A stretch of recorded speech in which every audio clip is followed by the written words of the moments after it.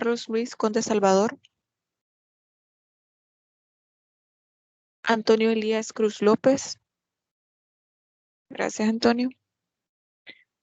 Ok, perdón. Ahí está. Kevin Antonio Espinosa Orellana.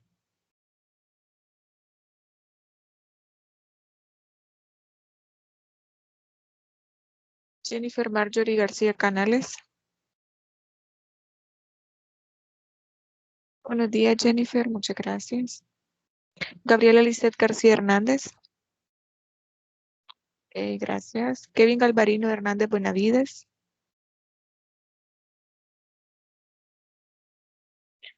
Carlos Rafael Hernández Romero.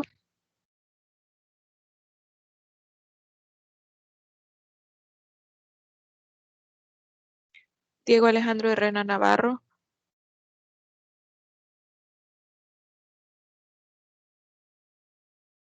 Carmen Noemí Márquez Lara. Gracias, Carmen. Wendy Carolina Marquina Guevara. Evelyn Stephanie Montesinos López.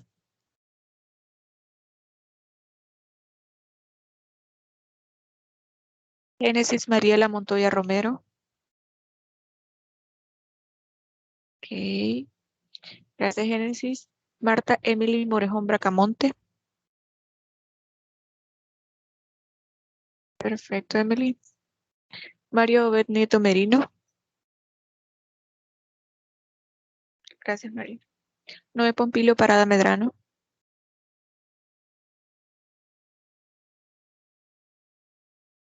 Ok, gracias. Jocelyn Gabriela Ramírez Orellana. Perfecto. Estela Noemí Ramírez Sánchez.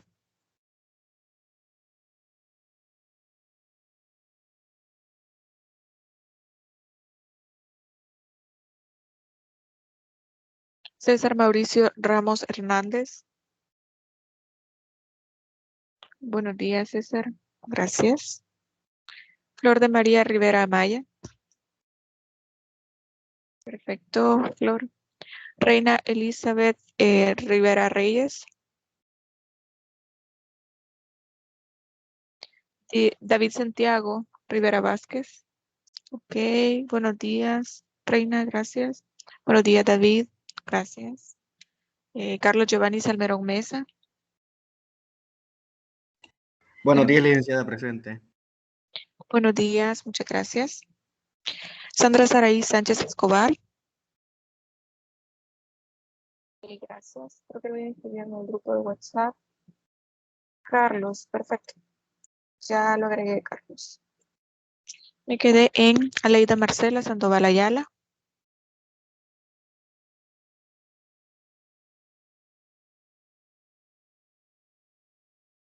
Ok, R. Navarro. Perfecto, ya lo agregué. Madison Yesil Sandoval Medina. Buenos días, muchas gracias, Madison. Keren Abigail Humansor Chávez. José Manuel Velázquez Chica. Fernando José Villatoro Zapata.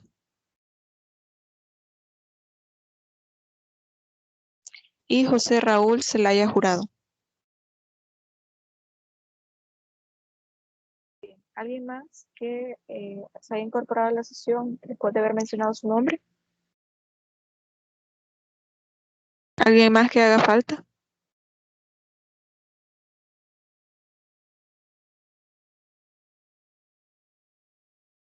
Ok, perfecto. Bueno, como saben, ayer ya les califiqué los ensayos que ustedes me presentaron en esta materia de Derecho de Familia. Por favor, nada más hacerles saber que deben atender a las indicaciones. Al momento de que se les dejó la tarea, que era un ensayo, deben atender al formato y a la estructura de un ensayo.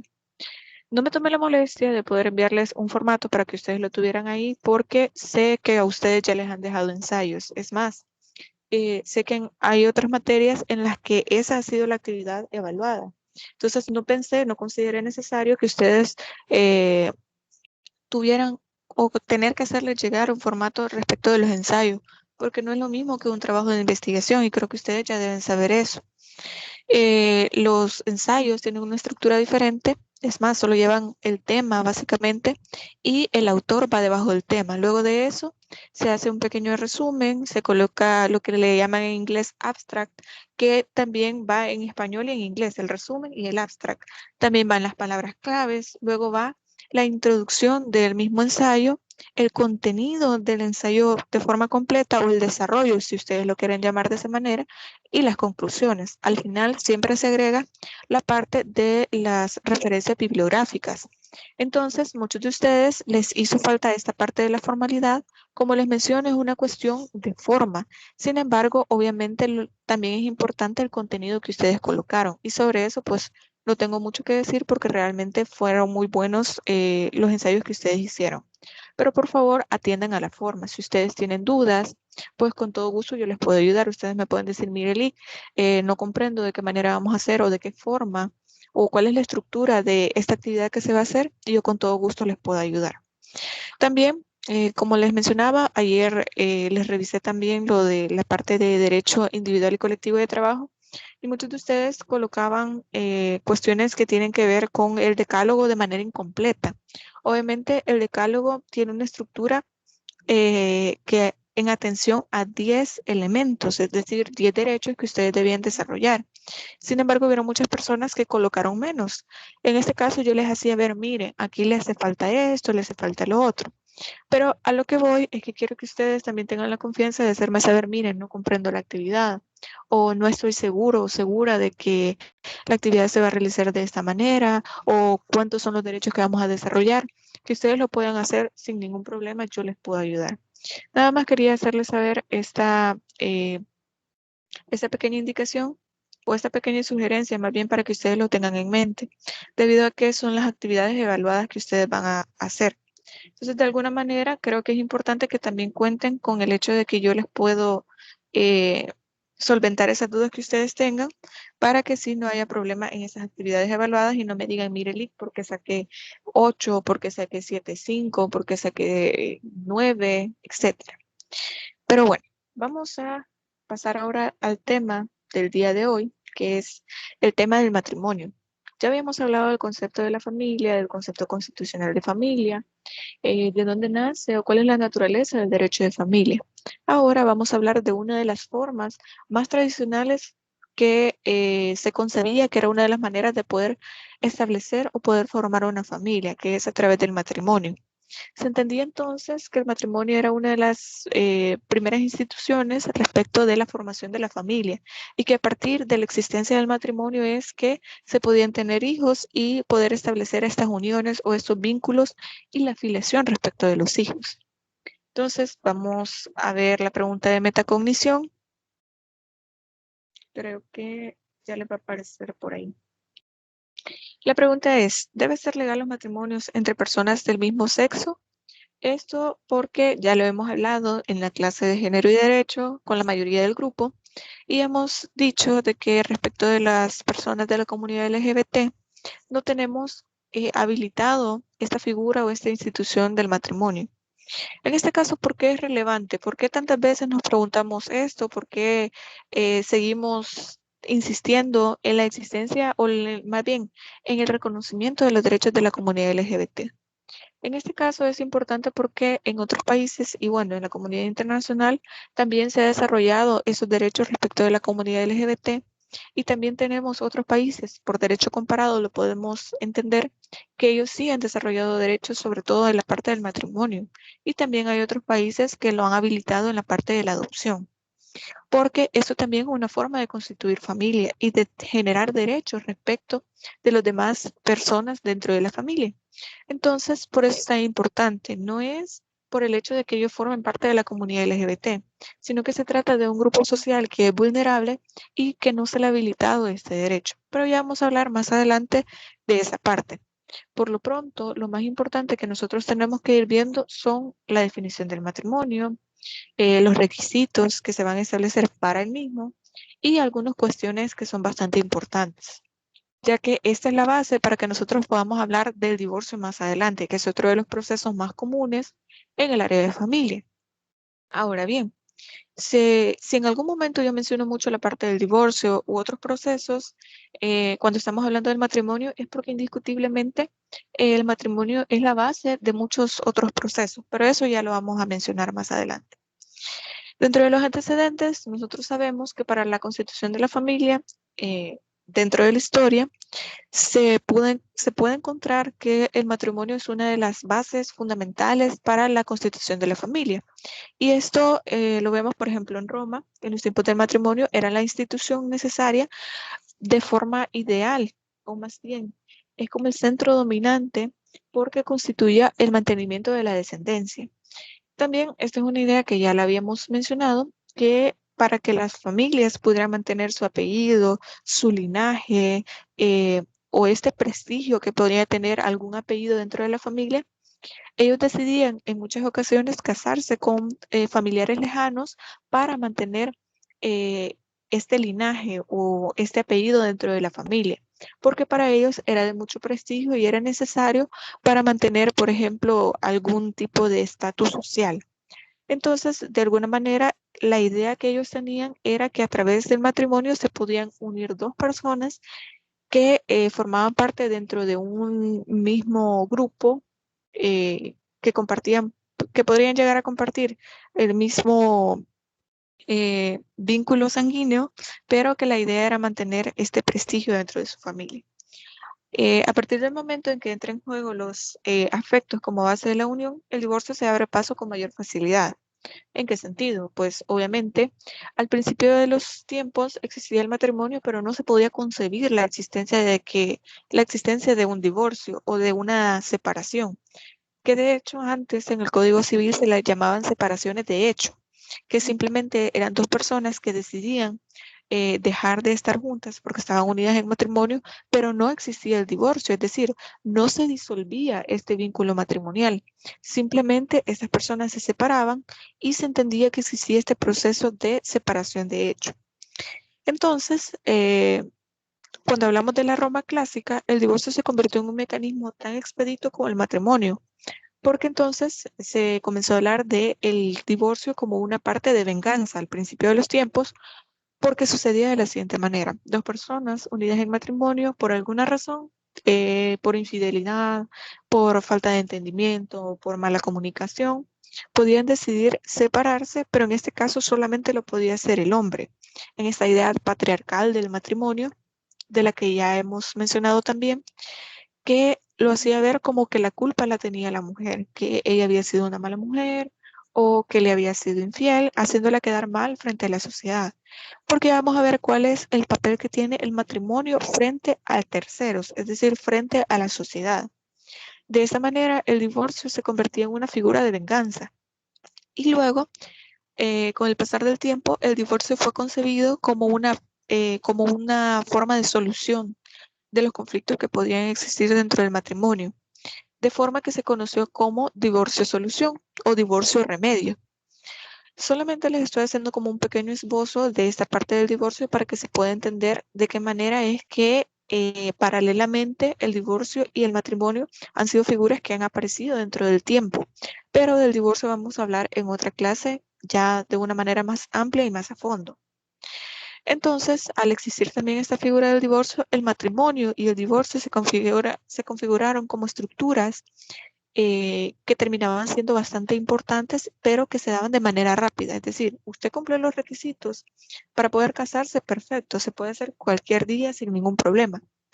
Y respecto del divorcio, pues ahora entendemos con la entrada en vigencia del Código de Familia de 1994 que existen ciertos requisitos, de los cuales ya vamos a hablar después cuando toquemos el tema del divorcio. Luego, en el derecho canónico, a partir del siglo XI, se considera que el matrimonio eh, ha de otorgarse de una sola vez y para siempre, por el principio de indisolubilidad, perdón. Bueno, sucede que, recuerden que el derecho canónico existe como la unión básicamente del derecho y la iglesia. Entonces, de esta manera, la iglesia, como ustedes saben, también existe un matrimonio, o más bien las bodas, se dan a través de las iglesias, independientemente de cuál sea el culto o la religión que usted profese, perdón. Sabe que existen estos matrimonios por la iglesia, donde es un padre, un pastor o una figura de autoridad dentro de la iglesia que decide unirlos en matrimonio ante los ojos de Dios o ante posiblemente cualquier figura en la que usted pueda llegar a creer, porque también tenemos otras culturas, no solamente las iglesias evangélicas, etcétera. Entonces, gracias al derecho canónico, se puede establecer que existe un matrimonio que es legal, que es meramente como un contrato con la sociedad para hacerle saber a las demás personas de la sociedad que usted se ha unido en matrimonio con una persona, es decir, que estas personas no van a estar disponibles para poder casarse con alguien más y que usted va a formar una familia con esta persona, pero también existe un matrimonio por la iglesia, que es una manera en que se unen a través de esta figura de autoridad dentro de la iglesia y que esta unión va a ser para siempre. Según lo que dice muchas de las iglesias, es hasta que la muerte los separe. ¿Por qué mencionamos esta parte si en realidad la religión no debería ser parte de los matrimonios? Pues porque esa institución del matrimonio puede encontrar su origen también en las bodas de Caná, dentro de lo que se menciona en la Biblia por la venida de Jesús.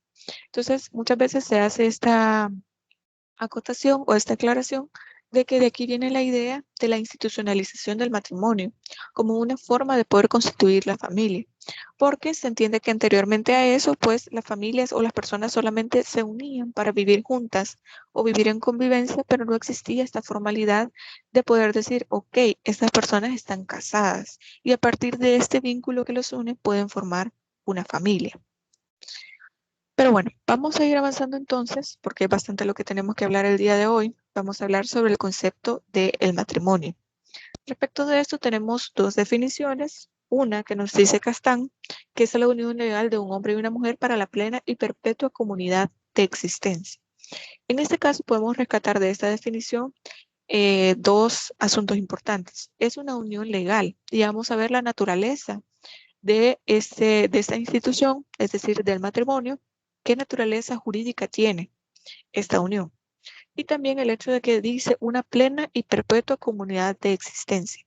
En este sentido, se entiende pues que a pesar de que los matrimonios pueden ser como una unión legal, siempre se mantiene esta idea del derecho canónico de que los matrimonios son a prima facie para toda la vida, pero luego con la existencia del divorcio se entiende que si esta comunidad de vida no es posible o usted ya no comparte el proyecto de vida con la persona con la que contrajo matrimonio, entonces porque puede existir violencia, porque simplemente ya no se entienden, ya hay muchas diferencias entre las personas, entonces se entiende que puede haber una solución o una disolución de ese vínculo a través del divorcio. En el divorcio podemos entender que etimológicamente viene la palabra divortium o se entiende por diverterum, que significa divergencia. En este caso se va a entender entonces que cuando ya no exista, cuando ya diverjan los proyectos de vida que tienen las personas que se han unido en matrimonio, entonces fácilmente pueden optar por este divorcio para poder disolver este vínculo. Luego tenemos a Manuel Chávez Asensio, que nos dice que es la unión marital de un varón y una mujer, los esposos unidos y el nexo que los une no es solo una realidad social, o sea, el hecho de vivir juntos, sino un vínculo jurídico. Este puede ser la supervivencia del amor, pero en caso de que este no continúe, la relación jurídica existe en virtud de que son realmente marido y mujer. Sobre este punto es muy importante que nosotros pongamos atención a lo siguiente. No es solo el hecho de vivir unidos, porque hay muchas personas que pueden vivir en una misma casa unidos, pueden tener una relación de pareja, pero esto no hace que ellos tengan una relación jurídica entre sí, de deberse fidelidad, de deberse cooperación, apoyo, etcétera. Solo es como nosotros lo conocemos como una relación de noviazgo o como una relación de convivencia, que en cualquier momento cada uno puede irse a otro lugar y no tener ningún vínculo jurídico que los esté uniendo. A diferencia de lo que sucede con el matrimonio, como lo mencionaba, hay que atender a la naturaleza jurídica de esta institución para que veamos por qué es que se entiende que existe una relación jurídica o para qué nosotros vamos a querer tener una relación jurídica y cuál es el papel que tiene el Estado dentro de esta figura que es el matrimonio. De esta forma, nosotros encontramos que la naturaleza jurídica del matrimonio, ya lo van a ver ustedes en pantalla, creo que ya les va a aparecer, se puede dividir en tres. El matrimonio como un acto jurídico, el matrimonio como un contrato y el matrimonio como Estado. Ya lo vamos a ver cada uno de ellos y bueno, comenzando con el matrimonio como un acto jurídico, pues entendemos que es la manifestación de una voluntad de dos personas que son solteras, porque ese es uno de los requisitos esenciales y ya vamos a poder ver cuáles son los demás requisitos, pero básicamente son dos personas que quieren contraer matrimonio y que es su voluntad unirse en matrimonio, acorde con las normas que lo regulan, porque recordemos que al menos en nuestro país, ya vamos a ver los artículos que norman, o cuáles son los artículos del Código de Familia que norman esta institución, pero en otros países pueden ser distintos, pueden haber aspectos que pueden ser completamente diferentes por la cultura o por la forma en que se establece el matrimonio allá. Entonces, deben ser acorde a las normas que lo regulan. En este caso, podríamos también mencionar que también nosotros tenemos una forma de establecer el matrimonio de manera monogámica. ¿En qué sentido? Pues bueno, solamente puede ser un hombre y una mujer quienes pueden estar unidos en matrimonio. Como ya lo he mencionado, no se puede tener una relación en la que exista más de dos personas, porque esto ya constituye un delito penal que ustedes lo encuentran en el Código Penal, que es la bigamia. Porque antes se entendía que el matrimonio también podría ser poligámico y hay culturas que mantienen y religiones también que mantienen esta idea de la poligamia. Aunque dentro de las religiones, pues estamos hablando de matrimonio por la iglesia, pero en lo jurídico, que es lo que nos interesa, no es permitido, al menos en nuestro país, la poligamia o el hecho de, bueno, más bien en la bigamia según el Código Penal. De esta forma, entonces, nosotros podemos verificar la existencia de normas que ya nos dicen de qué manera nosotros podemos entender el matrimonio y cuáles son los límites respecto de esta unión. También tenemos que predecir las consecuencias jurídicas previamente establecidas en la ley. Estas consecuencias, como ustedes ya lo pudieron haber visto en materias como Introducción al Estudio del Derecho, las consecuencias jurídicas no siempre son negativas. También son consecuencias que pueden ser positivas o que pueden simplemente ser neutras. ¿En qué sentido? Pues bueno, cuando veamos el matrimonio como Estado nos vamos a dar cuenta de una consecuencia que no es negativa. Pero bueno, dentro de las consecuencias jurídicas está que al unirse usted en matrimonio, entonces tiene que cumplir con deberes y con obligaciones respecto de su cónyuge. No puede usted desconocer la existencia de estos deberes y de estos derechos porque al momento de contraer matrimonio y aún en el acta prematrimonial se mencionan estos derechos y estos deberes que usted debe cumplir. Entonces, vamos a considerar que la naturaleza jurídica del matrimonio como un acto jurídico es un acto jurídico bilateral. Para ello es necesario la convergencia de estas dos voluntades de las dos personas que quieren contraer matrimonio, pero, pero surge en virtud del acuerdo de las voluntades de los contrayentes y por los efectos jurídicos que surtirán en las esferas jurídicas de ambos cónyuges. Luego tenemos el matrimonio como un contrato. Muchas personas dicen que no quieren contraer matrimonio como la figura legal, no, perdón, creo que se me apagó el micrófono. Bueno, no como la parte, digamos, legal, sino tal vez por alguna iglesia dentro de alguna religión, porque para ellos los matrimonios simplemente son un contrato que deben cumplir con las formalidades del Estado y respecto de esto consideran que la intervención que tiene el Estado es demasiado. Entonces, para ellos prefieren no unirse en un vínculo matrimonial legal, sino en un vínculo matrimonial de alguna iglesia o por alguna religión. Entonces, realmente podríamos decir nosotros que sí, podríamos considerarlo como si fuera un contrato. ¿En qué sentido? Pues bueno, estamos hablando de que es la voluntad de dos personas obligarse a cumplir con la fidelidad, con la solidaridad, con el cuidado de la otra persona, de los hijos, etcétera. Y firman esto ante un notario, que es una sola de las autoridades que pueden, que están autorizadas más bien para poder realizar este acto que es el matrimonio. Entonces, en tal sentido, se puede negar el matrimonio, se le puede negar, o se le debe negar más bien, la naturaleza jurídica del matrimonio como un contrato. Pues los contratos fundamentalmente se refieren al aspecto patrimonial de las relaciones jurídicas. El matrimonio en su esencia produce relaciones personales que son de carácter moral y no patrimonial. ¿A qué nos referimos con eso? Pues bien, muchas personas consideran que contraer matrimonio únicamente se trata de proteger los bienes o o que tiene un carácter patrimonial, que es asegurar los bienes para los hijos y proteger los bienes para el otro cónyuge.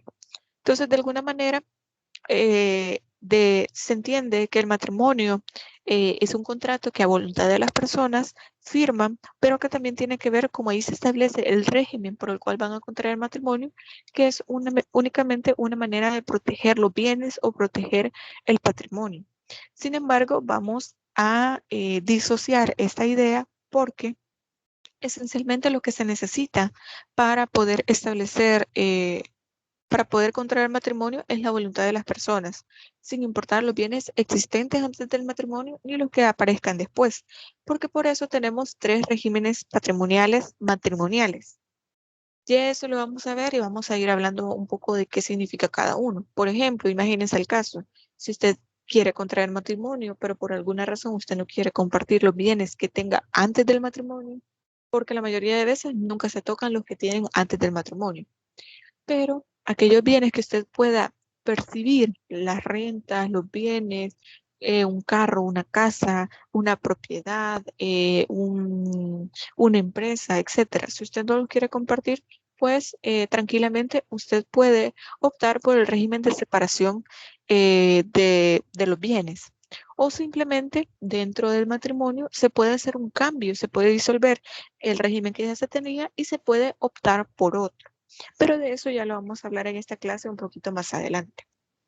Entonces vamos a alejarnos de esa idea de que solamente es de carácter patrimonial. Y luego tenemos el matrimonio como estado, en el cual se entiende que se adquiere un estado familiar de casado. Es importante porque estamos hablando de que el estado familiar antes se le llamaba estado civil, el cual usted ponía que era soltero, casado, divorciado, viudo, etcétera, pero ahora se llama estado familiar y únicamente existen soltero, casado y en algunos casos todavía existe viudo, porque gracias a una sentencia de la Sala de lo Constitucional, o sea, vía jurisprudencial, se ha cambiado para que pueda existir esta posibilidad de que las personas se puedan divorciar y en vez de parecer divorciado, que puede ser lesivo para la dignidad de muchas personas, les aparezca como soltero y de esa manera pues puedan contraer matrimonio con otras personas de una manera más fácil. Entonces, el hecho de poder casarse implica hacer este cambio, esta transición de soltero a un estado familiar de casados, estableciéndose entre los contrayentes una comunidad de vida total y permanente. Entonces, este cambio de estado familiar a casado constituye una consecuencia jurídica, como yo se los decía, no es negativa, simplemente es un cambio, es una transición de soltero o soltera a casado o casada. Entonces, de esa forma, pues, trae consigo todas estas consecuencias jurídicas esta institución del matrimonio. Ahora bien, vamos a hablar entonces del matrimonio como una institución jurídica. Creo que ya lo van a poder ver en pantalla, si ya lo tienen ahí. Se refiere entonces al conjunto de carácter imperativo de normas que regulan un todo orgánico y que persigue una finalidad de interés público. Como ustedes lo notaron, en muchas ocasiones se puede entender que el matrimonio es como un contrato, pero en realidad es simplemente que las personas que quieren contraer matrimonio, que quieren unir su vida a otra persona porque tienen un proyecto de vida en común, pero debe ser bajo las normas del Estado. ¿Por qué al Estado le interesa normar el matrimonio o le interesa que existan todas estas formalidades, todas las solemnidades del matrimonio? Es bastante simple.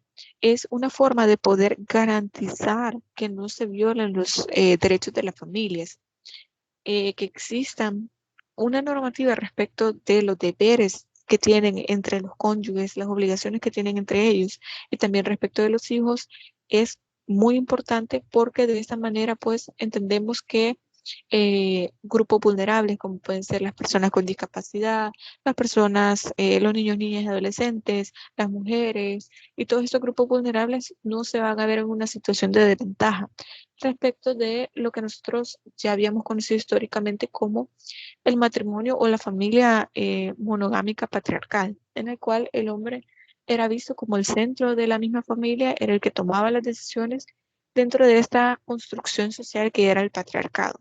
Sobre eso, pues, no hay mucho que decir, ya que ustedes lo vieron en la materia de género y derecho, pero sí es importante entender que esta tendencia histórica a entender que el hombre era el centro de la familia, el centro de las relaciones que podían tener las personas. Entonces, esto es importante porque de aquí es de donde viene esta idea de poder regular estos derechos. De esta manera, el matrimonio está regulado como un todo orgánico correspondiente en el Código de Familia, estableciendo hasta los requisitos para poder contraer matrimonio, los derechos y los deberes que derivan de esta unión de contraer matrimonio, y independientemente de la voluntad de los contrayentes, ya que emanan de una forma imperativa de la ley, porque es de interés público. Como lo menciono, el Estado tiene un rol importante y al momento de que esas personas contraen matrimonio, los efectos son frente a terceros, o sea, frente a las demás personas de la sociedad. ¿Por qué este matrimonio debe surtir estos efectos frente a las demás personas? Pues porque es una manera de decirle a la sociedad, ok, ninguna de esas personas que contrajo matrimonio está disponible, por llamarlo de alguna manera, para poder contraer matrimonio o vincularse en matrimonio con nadie más. Es muy posible que esas personas deciden tener una familia y a pesar de eso, no significa que va a poder tener otra familia con alguien más. Esto dentro del ideal del matrimonio, obviamente. Porque nosotros sabemos, y es posible que hayamos conocido alguna familia que estén casados, pero que alguno de los dos, de las dos personas que contrajo un matrimonio, sea infiel o simplemente tenga otra familia, tenga otra pareja, etcétera. Pero dentro del ideal regulativo que nosotros encontramos en el Código de Familia, se entiende y ahí mismo se habla en el artículo 27 que es necesario guardar fidelidad. Entonces, es por esto que el Estado debe intervenir, porque lo que se busca es el deber ser del matrimonio para que se materialice al momento en que los contrayentes deciden realizar esta unión. Sin embargo, en la realidad, como la sociedad es cambiante, es tan dinámica, puede llegar a suceder que este proyecto de vida no se mantenga por mucho tiempo, que puede durar 1 año, 2 años, 3 años, o puede durar para toda la vida, como podría esperarse que fuera. Por lo tanto, el matrimonio es una institución que se contempla como un conjunto de normas de carácter imperativo que regula un todo orgánico que es de interés público. Luego tenemos el matrimonio según la legislación salvadoreña. En la Constitución no se encuentra conceptualizado lo que es el divorcio, ni es solamente, ni, ni que es solamente, ni que esta solamente, perdón, debe contraerse por un hombre y una mujer. ¿En qué sentido? Si me dejan un momento, solo voy a buscar el código de familia para poder leerles algo en específico. Solo me dan un segundo, por favor.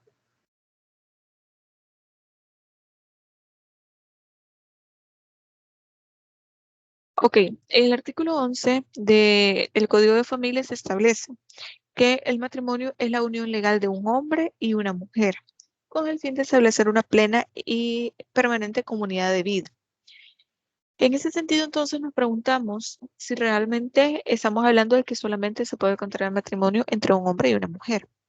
Entonces, en este caso, yo creo que les he mencionado que estuve llevando unos diplomados en el posgrado de Derecho Constitucional y le hice la pregunta a una persona que trabaja en la sala y sobre que si existía alguna posibilidad, ya que no sea de carácter legislativo, porque obviamente no ha pasado del archivo esa iniciativa de crear eh, legislación sobre la comunidad LGBT o al menos permitir los matrimonios igualitarios.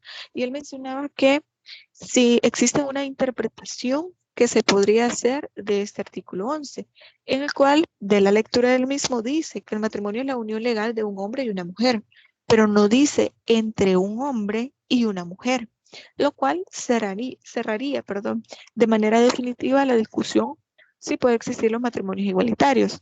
Porque si nosotros hablamos de la unión legal de un hombre y una mujer, podría ser de un hombre con un hombre o de una mujer con una mujer. Entonces, él mencionaba que tal vez vía inconstitucionalidad podría ser una de las maneras en que se podría establecer esta posibilidad regulativa para los matrimonios igualitarios. Sin embargo, hasta el momento no se ha presentado y nos decía también que la demanda de inconstitucionalidad debería ser muy bien redactada para que se pueda lograr este avance, por decirlo de alguna manera. Pero como obviamente por vía legislativa no se ha logrado, pues es posible que respecto de esta idea de lograrlo a través de la interpretación constitucional se puede llegar a dar, pero eso todavía no ha sucedido. Luego tenemos el artículo 7 del Código de Familia, el cual establece que el Estado va a fomentar el matrimonio. Sin embargo, en la Constitución nosotros encontramos que la ausencia del matrimonio no hace que los derechos respecto de los hijos no puedan existir. Claro, respecto de la pareja, que en este caso no le podemos llamar cónyuge porque no están unidos en matrimonio, el Estado no va a poder garantizar estas obligaciones ni estos derechos. Entonces, de alguna manera, para algunas personas, el unirse en matrimonio implica una gran responsabilidad, porque imagínense el caso de que una persona tenga un accidente, por decirlo de alguna forma, por tomarlo como un ejemplo. Entonces, seguramente para tomar alguna decisión médica sea necesario llamar a los padres de esta persona. Imagínense que sus padres ya hayan fallecido. Entonces, si está casado, pues a la primera persona que se le va a preguntar es a su cónyuge. De esa forma se entiende entonces que es importante que las personas estén unidas en matrimonio solamente por una cuestión de responsabilidad respecto del otro, de los derechos y las obligaciones que tienen. Sin embargo, esta es una decisión personal. Si usted en algún momento quiere hacerlo, pues es perfectamente respetable. Pero recuerden que como abogados, y especialmente si ustedes en algún momento van a ser notarios, si usted quiere ser alcalde, si usted quiere ser cónsul, que son las personas autorizadas para poder otorgar el matrimonio, entonces debe tomar en consideración todos estos requisitos y todas estas formalidades que se deben cumplir. Entonces, el Estado es responsable de poder crear todas las normas o las bases finas para la estabilidad del matrimonio y el más efectivo cumplimiento de los deberes familiares. Esta es básicamente como la idea que tiene el Estado respecto de los derechos de las personas que quieren contraer matrimonio. Por eso se considera que es de interés público. Luego tenemos el concepto legal de matrimonio, que ya lo habíamos leído, está en el artículo 11 y bueno, es la unión legal de un hombre y una mujer con el fin de establecer una plena, y permanente comunidad de vida. Ahora, vamos a ir desmenuzando este concepto que es bastante breve. Cuando hablamos nosotros de comunidad de vida, entendemos que las personas que contraen matrimonio son o al menos tienen esta voluntad de compartir una vida en común, ya sean proyectos, una familia, un trabajo, las ganancias económicas, etcétera. Pero de alguna manera, esta comunidad de vida implica el día a día. Es decir, las personas deben estar conscientes que la convivencia es muy importante porque es parte del proyecto de vida que tienen. Luego tenemos que se constituye y se perfecciona por el libre y mutuo consentimiento de los contrayentes. Al final del contenido, creo que ustedes ya pudieron haber leído, porque espero que hayan leído el contenido antes, se habla un poco sobre las nulidades del matrimonio, sobre todo en la idea de que si no se tiene la voluntad de la persona, no se puede dar este matrimonio. ¿Por qué? Porque lo importante acá es la voluntad, si no, no se va a perfeccionar este acto. De alguna forma, bueno, se han dado casos en los cuales hay personas que están fuera de sus facultades mentales, ya sea por alguna enfermedad o por cuestiones de haber ingerido bebidas alcohólicas, de haber consumido alguna sustancia, por ejemplo, que no les permite tener ¿cómo llamarlo? No les permite ser conscientes de la decisión que van a tomar y se van de esta manera a contraer matrimonio, lo cual no es permitido. Es más, los notarios, que la mayoría de los casos es eh, la autoridad que más realiza estos actos de matrimonio, no debe permitir que esto suceda, y por eso es que se establece que es necesario para el perfeccionamiento del acto del matrimonio que hayan testigos, porque además de dar fe de que son solteros, de que son mayores de edad, y algunas otras cuestiones, también es necesario que den fe de que no está viciado el consentimiento de estas personas. Es decir, que no a alguno de ellos por la fuerza, que no han ingerido algún tipo de bebida alcohólica o que han obligado a alguna de las personas a contraer matrimonio. También tenemos que se entiende como contraído para toda la vida de los contrayentes y sus defectos desde su celebración. En este sentido, pues creo que ya lo hemos manifestado, ya hemos hablado de eso, que se entiende que es para toda la vida, o al menos esta es el ideal, o al menos es em, la tendencia que se busca respecto del matrimonio, que dure para toda la vida. Sin embargo, sabemos ahora que los matrimonios fácilmente pueden ser disueltos por mutuo consentimiento en cualquier momento después de haber contraído matrimonio. Em, También se puede por separación de los cónyuges durante 1 o más años consecutivos. El requisito esencial acá es que se haya cumplido 1 año y que estén separados, es decir, que no tengan una vida de pareja en común. Y también tenemos el de intolerable, perdón, por ser la vida intolerable entre los cónyuges, vamos a decirlo de esta manera. Y también así lo establece el Código de Familia. Entonces, tenemos esas 3 causales, pero realmente el ideal que tiene el matrimonio es que dure para toda la vida. Y surte efectos, obviamente, al igual que la mayoría de los contratos, por decirlo de alguna forma, surte efectos a partir de su celebración. Una vez inscrito, bueno, desde el momento del acto se perfecciona, pero también es necesario inscribirlo en el acta de matrimonio, pero también se hacen marginaciones en las partidas de nacimiento de las personas, se hacen modificaciones en el DUI, es decir, de pasar del estado familiar soltero a pasar a estar casados. Es más, en su DUI aparece el nombre completo de su cónyuge. Así que no hay manera de decir, no, yo estoy soltero y en su DUI ahí va a aparecer casado o va a aparecer, por ejemplo, el nombre completo de su cónyuge. Hay muchas personas que establecen algún tipo de fraude, que simplemente no renuevan su DUI y engañan a las personas para poder contraer matrimonio con ellas, pero para eso también puede encontrar en la partida de nacimiento la marginación. Y también hay muchas situaciones o en muchos casos no asientan esta, esta acta de matrimonio y por consecuencia, no aparece dentro de la partida de nacimiento la marginación, y eso puede ser un problema. Como les mencioné, yo estuve trabajando en el Centro de Prácticas Jurídicas de aquí de la universidad y había muchos casos en los que, por ejemplo, la persona no había asentado el divorcio y se había casado con alguien más, no sé cómo, de verdad que no entiendo cómo es que sucedió eso, y ahora se quería divorciar de la segunda persona, pero obviamente tanto en todos sus documentos aparecía como casado con la primera mujer. Entonces, esto es bien complicado de poder resolver. Sí existe la solución, pero es bien complicado. ¿Cómo es que se dan todos estos problemas? Pues cuando sean ustedes abogados, los van a ver. Todas aquellas cosas que parecen imposibles que pasen, créanme, pasan. Así que deben estar preparados no solo con la teoría, sino también buscarle la lógica dentro del marco legal y buscar una solución a todos estos casos. Y bueno, ya habíamos hablado también frente a quienes surte efectos, pues surte efectos frente a terceros, es decir, a la sociedad completa, porque lo que se busca es legitimar esta unión que existe entre estas 2 personas que por voluntad propia han decidido unir sus proyectos de vida. Y de esta forma, pues, no pueden contraer matrimonio con nadie más. Dentro de las características del matrimonio, vamos a verlas de manera bastante breve porque me interesa tocar otros temas que son bastante importantes.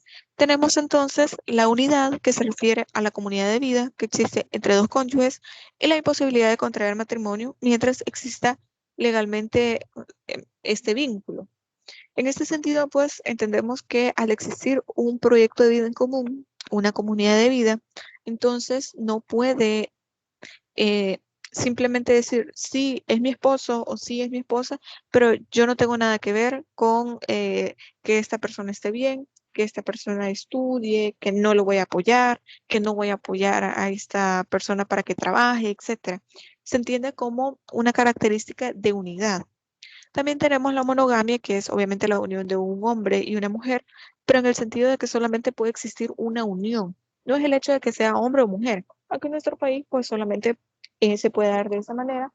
Lo que se trata de decir con la monogamia es que solamente exista una unión, que no puede existir una tercera persona o una cuarta persona o más personas dentro de esa unión, porque se entiende que a través del matrimonio únicamente va, más bien va a existir fidelidad y únicamente va a existir una sola unión.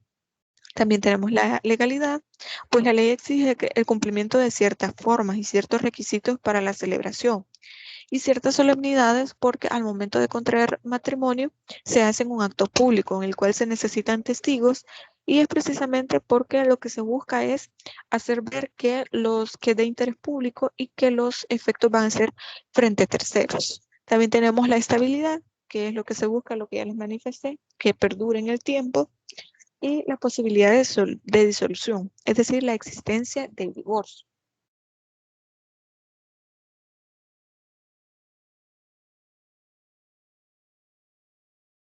Sobre la naturaleza jurídica, pues eso ya lo habíamos mencionado, no nos vamos a detener tanto en eso, nos vamos a quedar en los requisitos del matrimonio.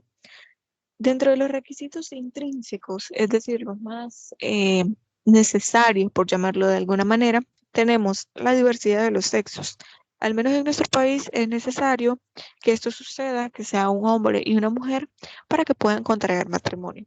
Que los contrayentes hayan dado su consentimiento previo, es decir, en el acta prematrimonial, de la cual ya vamos a discutir un poco, y que exista una ausencia de impedimentos para contraer el matrimonio. Es decir, que sean dos personas solteras que están perfectamente habilitadas para contraer el matrimonio en cualquier momento. Y también los extrínsecos, perdón, que son los requisitos establecidos de carácter formal previamente en la ley, es decir, las formalidades que debe ser en un acto público, ante una autoridad competente, eh, que debe existir un acta prematrimonial, se debe establecer un régimen eh, matrimonial del patrimonio o régimen patrimonial, etcétera. Entonces, vamos a hablar directamente del acta prematrimonial. En este caso, lo encontramos nosotros en el artículo 21 del Código de Familia, respecto de la celebración del matrimonio. ¿Qué es lo que vamos a encontrar nosotros en el acta prematrimonial? En palabras sencillas, es un acta en papel simple, bueno, que se puede hacer en papel simple, en donde los contrayentes manifiestan ante el notario o la autoridad que va a realizar el matrimonio el deseo de poder casarse y ahí se establecen las cláusulas del matrimonio. ¿Cuáles son estas cláusulas? Pues aquí se mencionan los artículos el 11, el 12, el 14, 15, 16, 17, 18, 41, 42, 48, 51 y 62 del Código de Familia. Lo vamos a ver más adelante también, no lo voy a repetir todo, solo les voy a hacer referencia a todos estos artículos, porque en ellos se habla de la definición del matrimonio, de cuáles son los deberes que se deben cumplir respecto del otro cónyuge.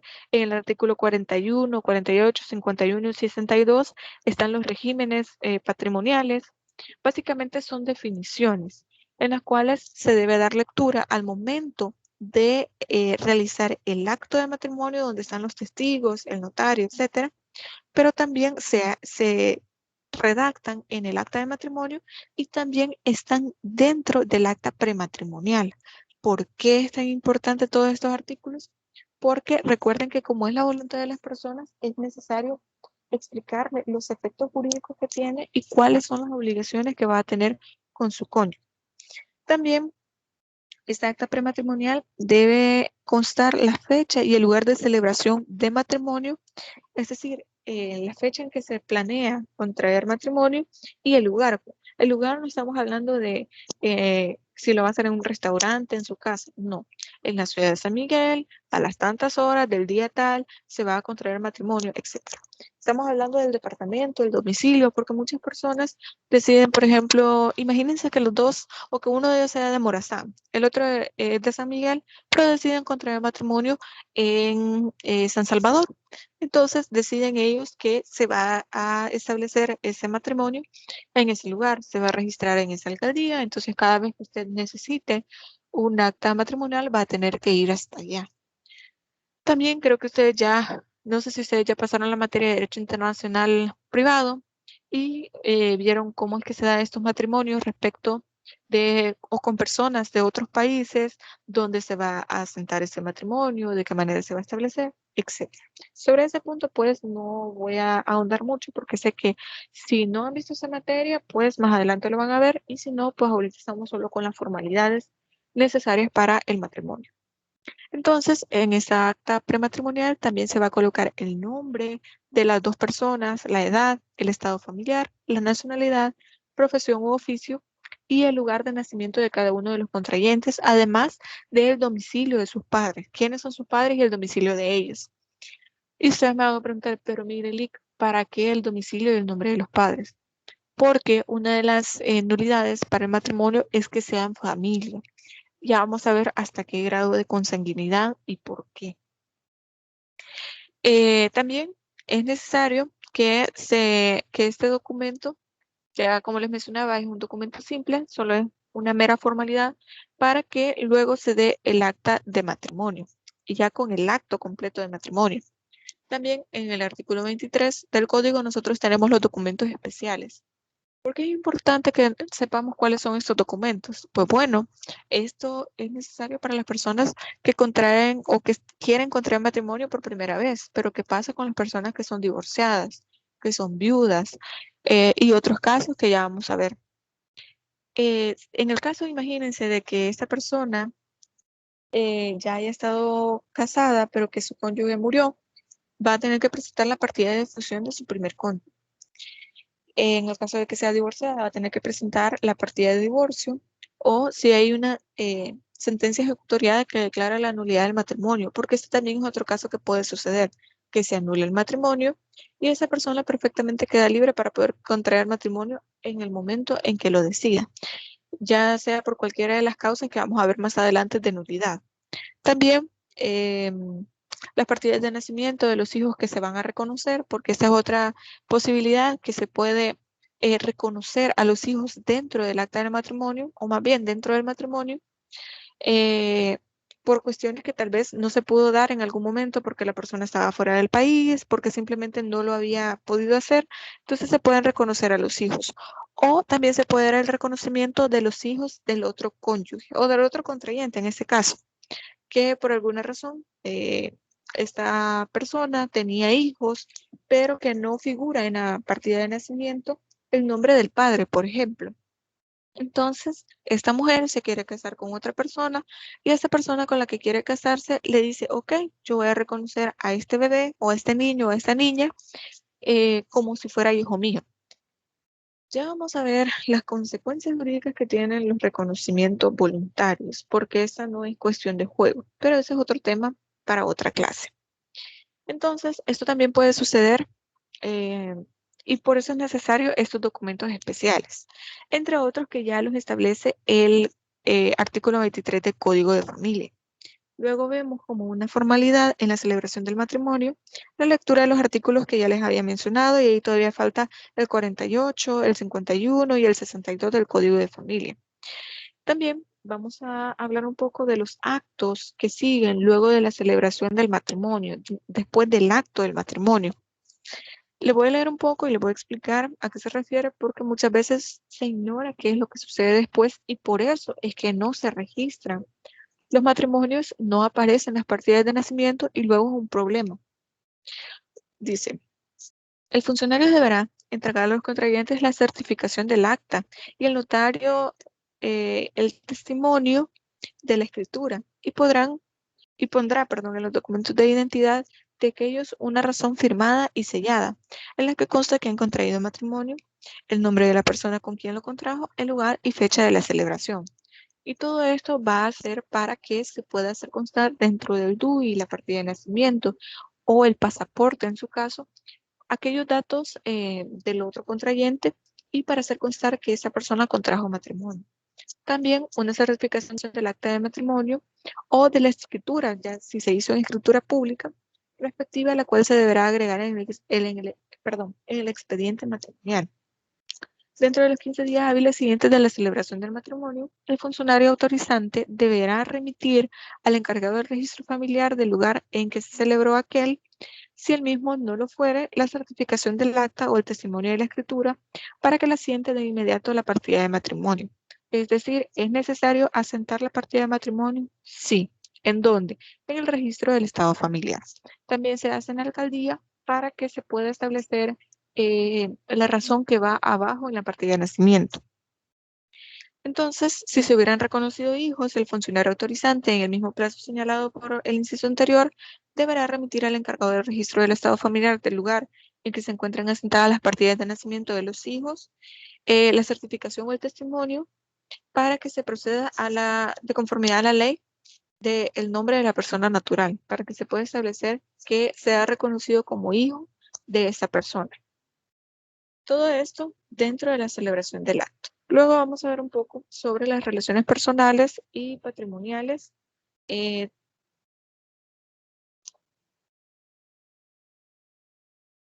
Perdón, creo que ya no puedo compartir. Permítame un segundo, por favor.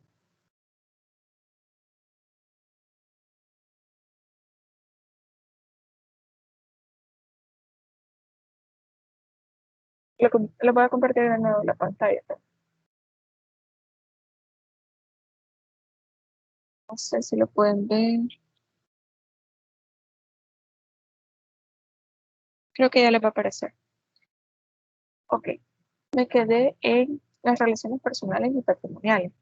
En ese caso, pues tenemos que hay diferentes relaciones que se establecen dentro del matrimonio. ¿En qué sentido? Pues están los derechos personales o las obligaciones personales y están las relaciones patrimoniales dentro del matrimonio.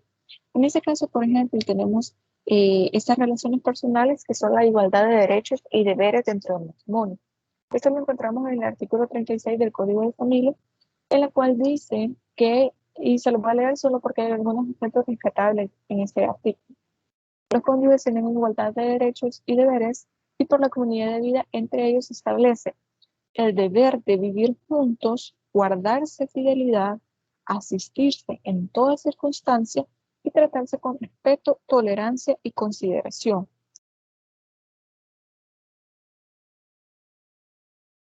En este caso es importante rescatar esta parte de que deben vivir juntos.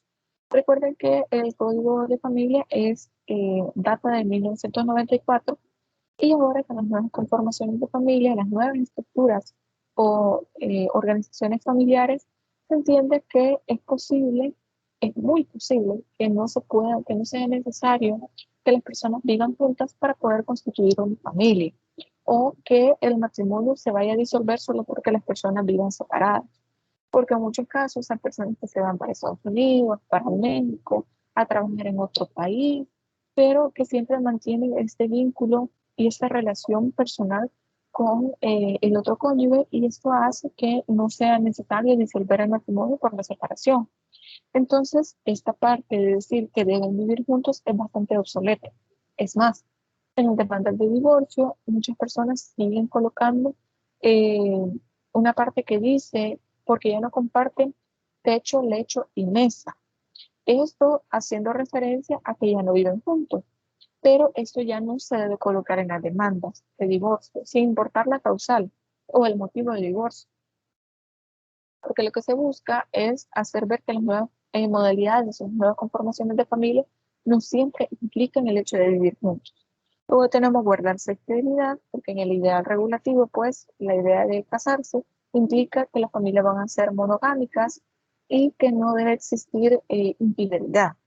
Pero también hablamos de respeto, tolerancia y consideración, que en muchas ocasiones no se da. Es más, hay eh, matrimonios o hay familias en que las situaciones de violencia son el día a día. Entonces, esto va a depender mucho de la realidad social que sea aceptada, pero en lo que se espera con este artículo 36 es que exista el respeto, la tolerancia y la consideración. También dice, no se infringe el deber que tienen los cónyuges de vivir juntos cuando tuvieran que separarse para evitar graves perjuicios por cualquiera de ellos o para los hijos, o cuando cualquiera circunstancias especiales que redunden en el beneficio de los intereses de la familia, calificados de común acuerdo o que uno de los cónyuges tuviera que residir temporalmente fuera de la residencia en común.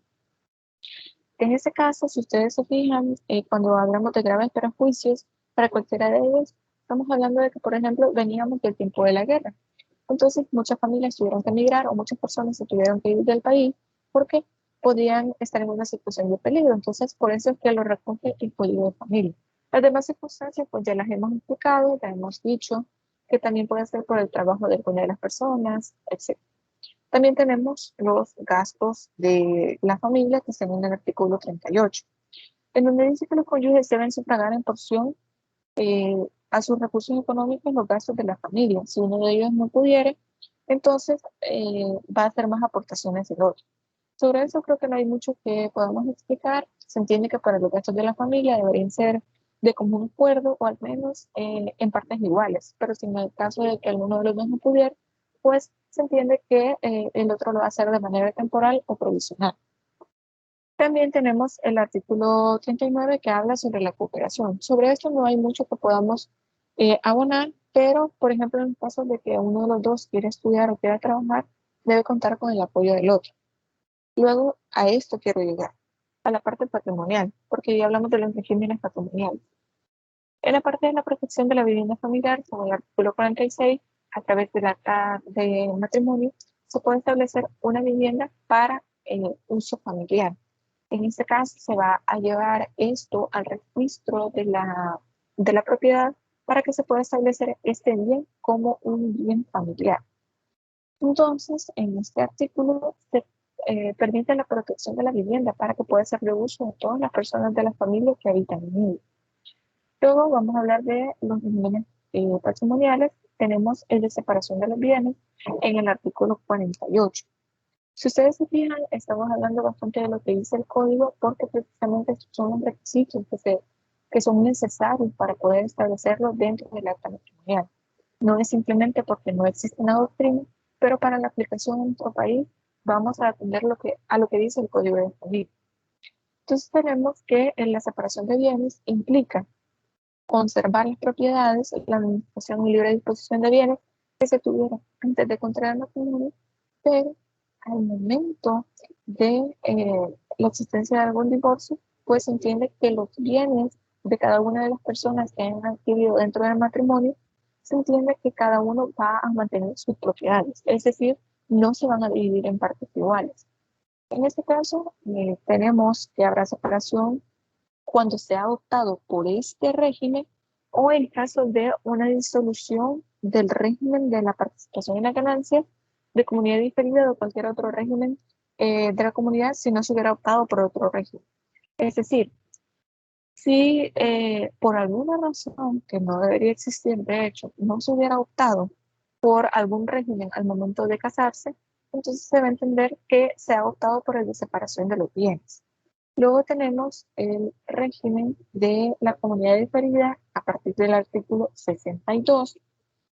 Dentro de la comunidad diferida tenemos que vamos a hacer una división entre los bienes propios y los bienes comunes. Es decir, los bienes propios que se tienen antes del matrimonio, esos no se van a tocar. Esos se van a mantener dentro de cada uno. O sea, que cada uno va a mantener los bienes que tenía antes del matrimonio. Pero tenemos los bienes comunes. Es decir, si tenemos una comunidad diferida, perdón, sí, comunidad diferida, y dentro del matrimonio los dos aportaron para comprar una casa, para comprar un carro, para comprar una propiedad, para formar una empresa. Entonces se entiende que se va a dividir en partes iguales al momento de un divorcio. Entonces, a partir de esto, es necesario entender que como bienes propios se van a entender todos aquellos que están referidos en el artículo 63. Para esto no se lo voy a leer todos porque es bastante, pero les voy a poner el ejemplo en el caso de las herencias. Imagínense, me voy a poner de ejemplo. Si yo estuviera casada y yo me hubiera casado por comunidad diferida y de pronto alguna persona en un testamento decide dejarme todas sus propiedades, millones de dólares, etcétera, mi esposo, en este caso, si existiera divorcio, no podría eh, querer administrar esos bienes o querer percibir alguna ganancia de todos esos millones posiblemente que yo haya podido heredar, porque esto se entiende separado de los bienes comunes. Entonces, para esto es necesario ir viendo cada una eh, de los bienes propios excluidos de la comunidad diferida, pero eso lo encontramos en el artículo 63. Luego tenemos la participación en la ganancia, que eso está en el artículo 51. Este es uno de los insumos menos utilizados porque son menos entendibles para las personas que no son abogados, porque en la generalidad se entiende que o los bienes se comparten, son bienes comunes, o simplemente se entienden por separado, por la separación de bienes, valga la redundancia. Pero en la participación de las ganancias, cada uno de los cónyuges adquiere un derecho a participar en las ganancias obtenidas por el otro cónyuge durante el tiempo en que dicho régimen haya sido vigente.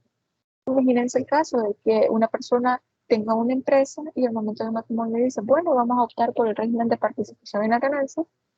Y bueno, la otra persona que no era parte de la empresa, al momento de un divorcio, entonces puede participar de las ganancias que se han obtenido de la renta neta de esta empresa y al momento de la separación, perdón, del divorcio, también puede obtener eh, algún, alguna parte dentro de las acciones o dentro de las ganancias que pueda seguir percibiendo la empresa.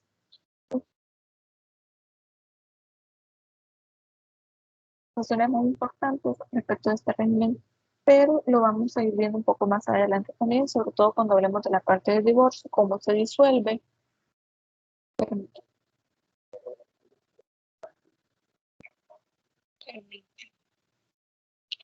Ok, bueno, entonces esto se va a ir viendo en el momento en que hablemos de la parte del divorcio, como les estaba mencionando.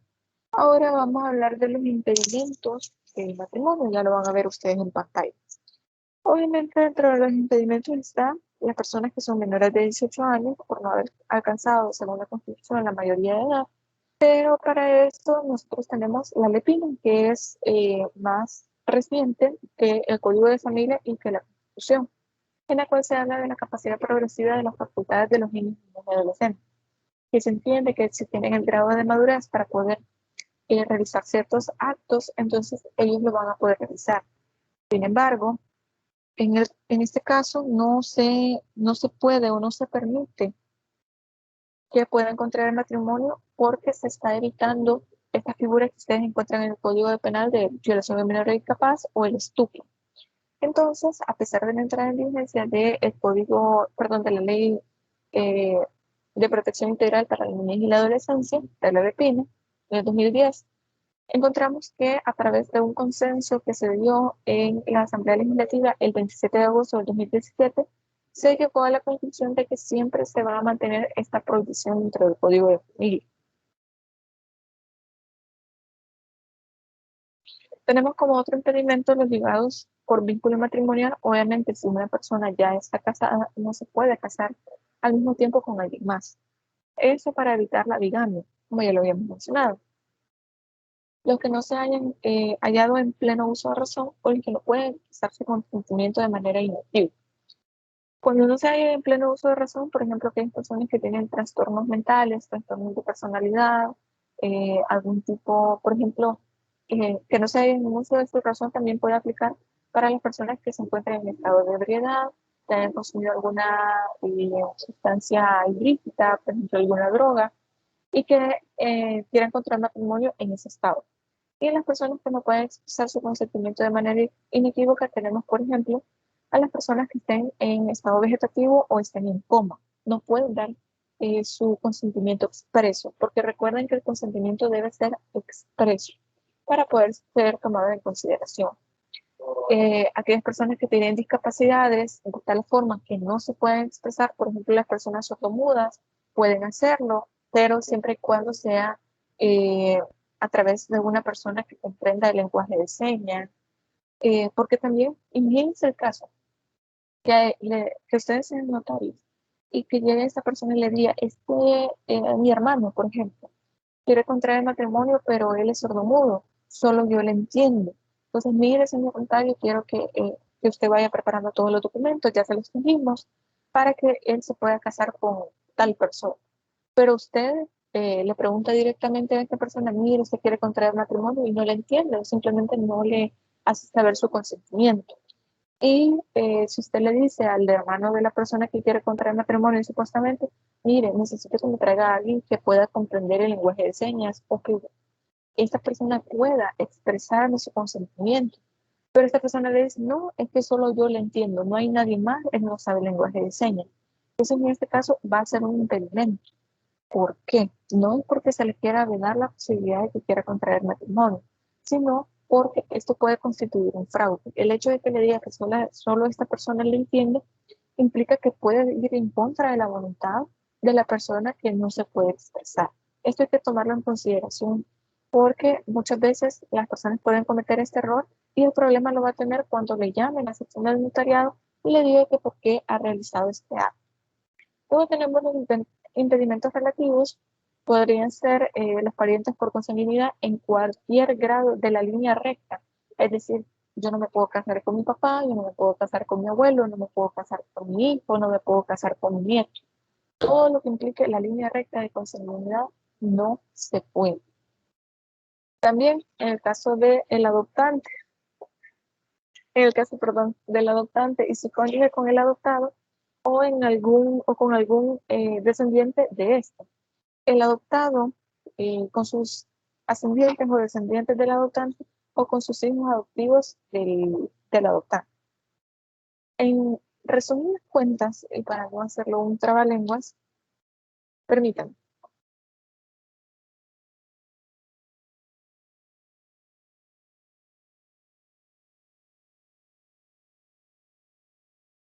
Perdón.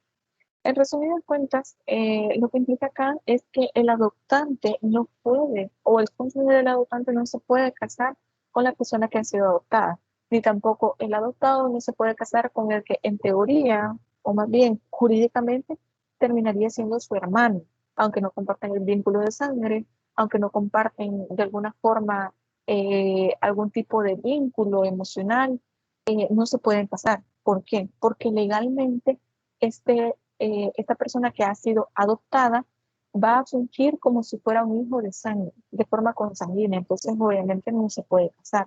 Es más, uno de los impedimentos que tiene la ley especial de adopción, que también la vamos a ver, es que hay un cierto rango de edad o diferencia de edad que debe existir entre el adoptante y el adoptado, porque lo que se busca es que no sean de edades muy similares para que no terminen contrayendo matrimonio, porque esa no es la idea. También el condenado como autor o cómplice del homicidio doloso del otro cónyuge. En ese caso estamos hablando de que, por ejemplo, se puede dar, antes era más común escuchar de casos en los cuales dos personas estaban casadas, pero una de las personas era infiel, entonces el amante, como es conocido coloquialmente, mataba al cónyuge de la persona con la que él quería estar para después poder contraer matrimonio o para poder cobrar un seguro, para poder hacer menos evidente una relación de infidelidad, entre muchas otras razones. Sin embargo, si esto era, y bueno, antes se les llamaban crímenes pasionales, si esto era evidenciado o se tenían pruebas de ello, entonces no pueden contraer matrimonio por esta idea de que nadie puede sacar beneficio de su propio error. Esa idea, con esta lámina si existe una revolución normativa que prefiera o fomente el matrimonio heterosexual, se está en consonancia con el dinamismo y la evolución que conlleva intrínseco el concepto de familia en la función del Estado para garantizar los derechos de sus integrantes. En este caso, como entendemos que la forma que tenemos regulado en ese momento el matrimonio excluye totalmente de responsabilidad respecto de los cónyuges, respecto de las relaciones matrimoniales con personas de la comunidad LGBT. Es decir, ellos solo pueden vivir en convivencia, pero no tienen ningún tipo de vinculación legal, porque no hay una regulación respecto a eso.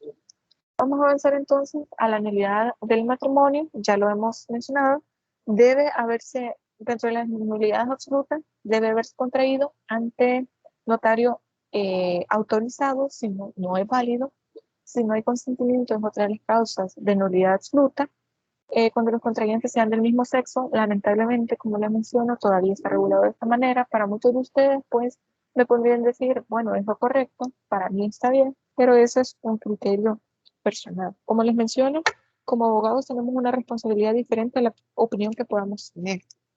Y también por haberse celebrado existiendo uno de los impedimentos que señala el Código de Familia. Por ejemplo, que alguien contraiga matrimonio previamente y no se haya disuelto este vínculo, sería una nulidad absoluta.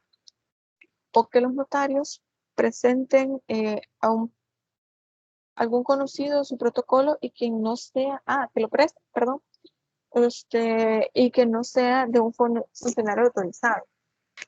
Es bastante común en la práctica que personas que no son notarios celebren el acto del matrimonio. Es decir, imagínense el caso que, por ejemplo, yo fuera notaria y mi protocolo se lo presto a alguien que no es notario y que haga toda la celebración del matrimonio, pero quien va a firmar es el notario del cual, o sea, que tiene el libro. Pero imagínense el caso que quien firmara fuera el otro abogado cometiendo un error impresionante, quien firmara fuera él, entonces esto sería una nulidad de este matrimonio, además de la sanción que seguramente le va a hacer la sección de la sección de investigación profesional. Dentro de las nulidades relativas está el error de una persona en la persona del otro contrayente. Esto puede suceder en los casos, por ejemplo, usted me va a decir cómo se va a equivocar en la persona con la que contrae matrimonio. Pero sucede que en muchos casos una persona se puede presentar con un nombre, con una identificación que no es real y puede crear una personalidad en torno a esta falsedad. Y de esta manera, pues, enamorarse de alguien, pedirle matrimonio, querer contraer matrimonio, y luego se da cuenta de que no es la persona con la que se iba a casar, porque esta persona no tiene el mismo nombre, no es precisamente la persona con la que iba a contraer matrimonio. Sucede más que todo en los casos de personas que viven en el extranjero, que se pueden conocer por internet y cuando ya quieren contraer matrimonio se dan cuenta de que esta persona no es la que decía ser. Y es relativo porque esto se puede superar estableciendo de una forma correcta la identidad de la persona. Si existe fuerza física o moral suficiente para obligar a alguien a consentir. Si existe la fuerza, no hay voluntad, entonces no se puede contraer matrimonio. Y la falta o inhabilidad de testigos indispensables o la falta del secretario en su caso, o de la persona que es el funcionario establecido para poder hacer el acto. Entonces, en ese caso, si no están los testigos indispensables, por ejemplo, que solamente existiera un testigo, cuando la ley ya establece el número de testigos suficientes para poder contraer matrimonio. Entonces, en este caso es una nulidad relativa porque esto fácilmente se puede superar buscando el número correcto eh, de testigos. Respecto de lo que falta de la presentación de esta clase, hablamos del divorcio, pero creo que lo mejor sería dejarlo para la clase que vamos a hablar directamente del tema y pues finalizaríamos en este momento con la sesión de hoy. No sé si alguien tiene alguna pregunta, alguna duda respecto de la actividad de esta semana, alguna pregunta que ustedes quieran hacer.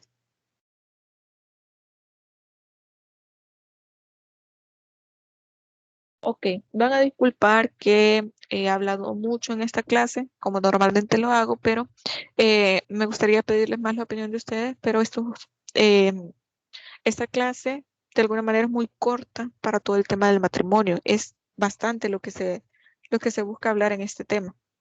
Ok, dígame, Génesis.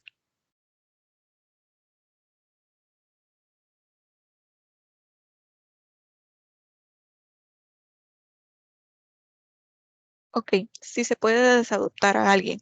En este caso no se puede. Nosotros vamos a ver la ley especial de adopciones.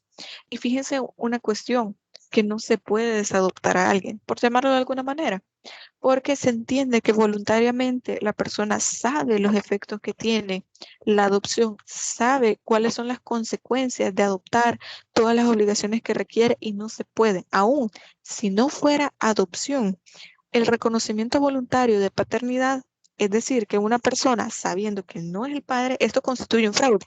Más allá de la adopción, constituye un fraude. Sabe que no es el padre del bebé y lo reconoce a pesar de que ya no, que podríamos decir, bueno, ya no tiene la voluntad de serlo, pero no, lo que se protege es la estabilidad de los niños, niñas y adolescentes. Entonces no es permitido, a menos que exista una causal de peso por la cual decir, no, mira, es que es lesivo a la integridad física personal del niño, niña o adolescente, entonces es mejor separarlo de esta persona que lo adoptó, pero debe haber una causal demasiado seria para que se pueda hacer. Pero en el caso de que diga, no, es que ya no quiero ser el papá, no se puede. Así que eso lo vamos a ver de manera más exhaustiva cuando hablemos de la ley especial de adopciones, pero es una muy buena pregunta. Así que no sé si tienen alguna duda. Dígame, César. De nada, Génesis, con gusto. Y gracias a usted por su pregunta. Bueno, tengan todos y cada uno de ustedes muy buenos días. Bueno, ya buenas tardes prácticamente porque ya son las 12. Yo lo que quería preguntar a manera de generar una interrogante y quizás también un aporte es lo referente a aquellas personas que están influenciadas por la ideología de género, es decir, todas aquellas creencias que no tienen ningún fundamento en la lógica o que sean de características científicas. ¿Qué pasa con aquellas personas que pertenecen a esta ideología y se autoperciben como personas no binarias? Es decir, o atendiendo a su lenguaje inclusivo, personas no binarias o que son de su ideología queer. Es decir, estas personas no se identifican, tienen una especie de distorsión de la realidad que no se identifican ni con el sexo masculino ni con el sexo femenino. Es decir, no tienen esa, digamos, esa certeza en saber a qué género o sexo pertenece. El sexo es claro porque genética, biológicamente, anatómicamente, fisiológicamente, se sabe que el ser humano solamente tiene dos sexos. Incluso el propio ADN de cada persona lo determina. Este debe ser femenino o masculino. Ahora una pregunta. Nuestro código civil, o mejor dicho, nuestro código de familia y la constitución, se entiende que de mano de la sociedad y el derecho, estos son dialécticos, es decir, que evolucionan, que se transforman, que se modifican con el paso del tiempo y que no son bajo ninguna razón, motivo o circunstancia de carácter, digamos, estático, inamovible, que no van, que lo que quiero plantear es que el derecho, tanto la sociedad demanda determinadas exigencias, determinadas situaciones que deben ser reguladas con la convicción de que la ley debe ser clara, precisa e inequívoca conforme a lo que es esto del matrimonio.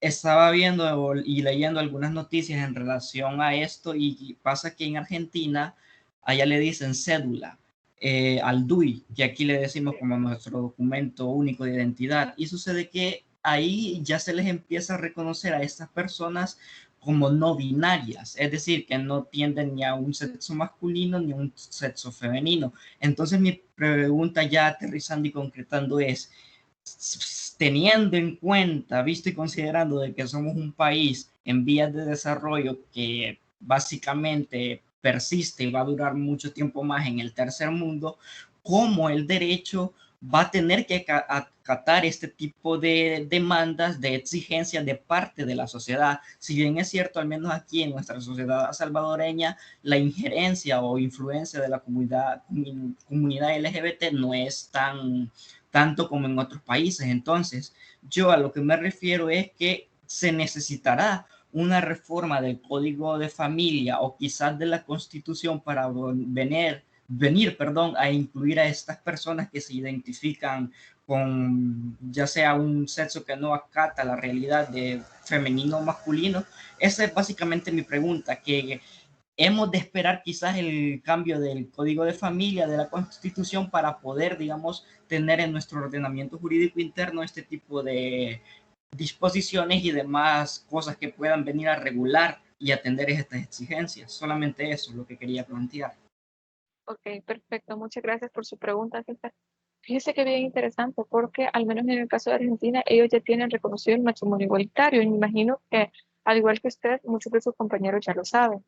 También ellos tienen, y esto es lo más interesante, tienen una ley de identidad de género y eso es lo que les permite a ellos y es como su fundamento para que esta cédula, este documento de identificación, puedan colocarlo como no binario, porque aún a ellos en las partidas de nacimiento, como nosotros los conocemos, les dan la posibilidad de que ellos puedan no colocar ahí eh, su, su sexo en este caso.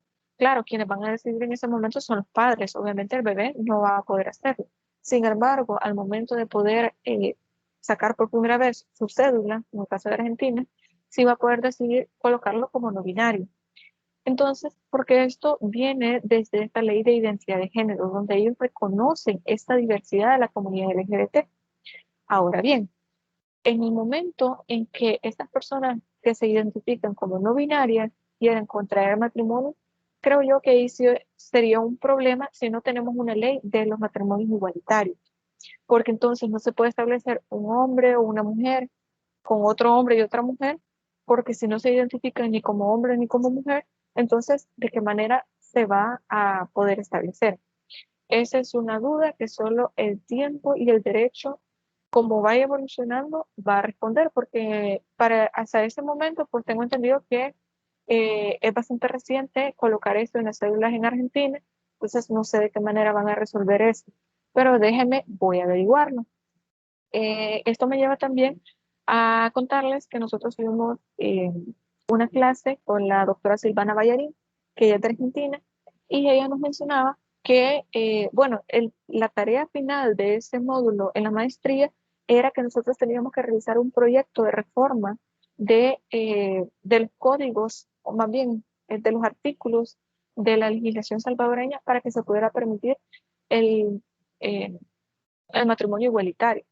Y para la sorpresa de muchos es un trabajo muy grande, porque no solo implica reformar la Constitución, hay que reformar también el Código de Familia, hay que reformar también la ley de adopciones, hay que tomar bastante, echar mano bastante de la interpretación de algunas normas para poder hacer todo ese trabajo.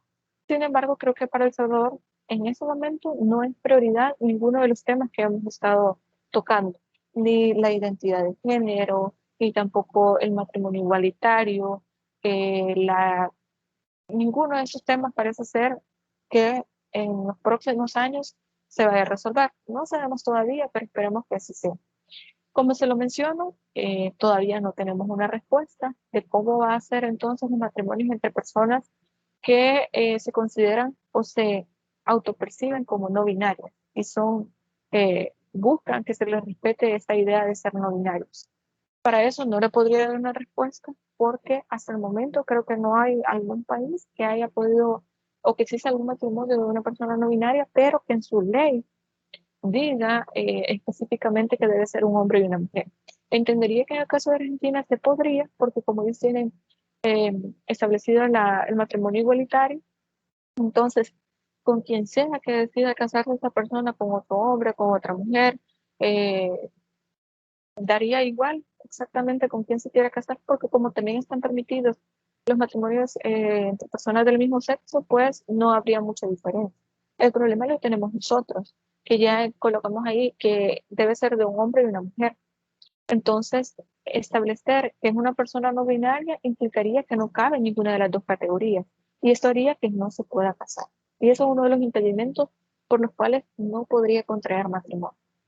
Así que no sé si con eso respondo su pregunta o si hay alguna otra pregunta que ustedes quieran hacer. Muchas gracias, licenciada. Y de hecho, solo abundando mínimamente más, porque entiendo que ya la clase terminó, solo plantear la idea de que de hecho las Naciones Unidas tienen una lista, una agenda, más bien dicho, para el 2030, donde básicamente se entiende que mediante esta agenda o lista todos los países que cubren Latinoamérica deberán haber podido permitir vía jurídicamente lo que es el aborto, que este es un tema ya mucho más alejado de esto, pero también lo que son los matrimonios, mejor dicho, igualitarios para el 2030. Es decir, la Asamblea de las Naciones Unidas tiene esa agenda, esas connotaciones incluso un poco oscuras en relación al aborto, porque lo que se pretende es disminuir lo que es la sobrecarga de existencia humana en el planeta, pero también tienen eso de que mediante esta agenda se prevé que al menos para el 2030 todos los países de Latinoamérica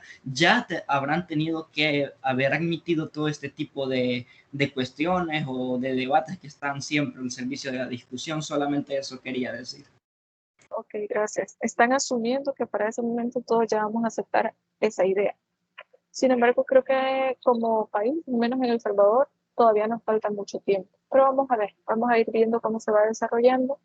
Les agradezco mucho a ustedes por sus intervenciones, por sus preguntas y bueno, nos vamos a quedar hasta acá.